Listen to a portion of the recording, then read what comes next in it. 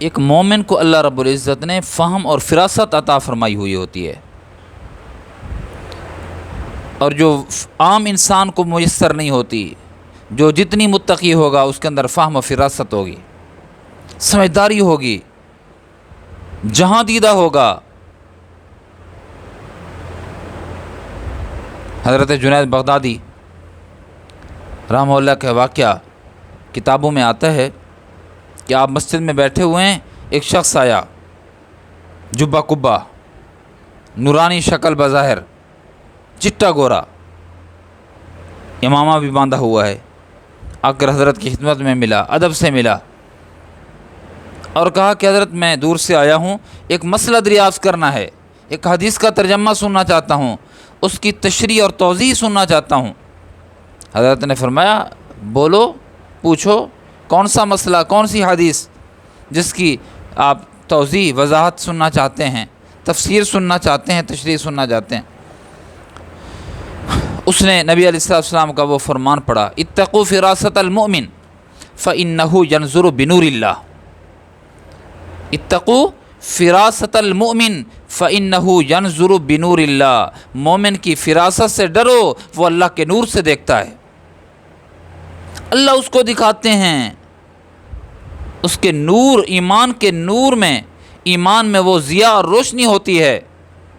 پہچان کر لیتا ہے، اور یہ کرامت بھی ہے۔ تو جب اس نے یہ حدیث پڑھی اور وہ طلبگار ہوا کہ حضرت اس کی توضیح کریں گے، اس کی تشریح کریں گے، تو حضرت نے ایک دم اس کی جانب دیکھا، دیکھ کر فرمایا او یہودی کی اولاد۔ اس کے تو پسینے چھوٹ گئے۔ مطلب کیا تھا؟ مطلب یہ تھا کہ کلمہ پڑھ، مسلمان ہو جا۔ اس کے تو پسینے چھوٹ گئے، اپنے آپ کو سنبھال کے کہنے لگا حضرت واقعی میں یہودی ہوں اور یہودی کا بیٹا ہوں، میں آپ کے پاس حدیث لے کر آیا تھا تاکہ میں آپ سے سن کر لوگوں کو آپ کے خلاف کروں، اسلام کے خلاف کروں، کہ مومن کا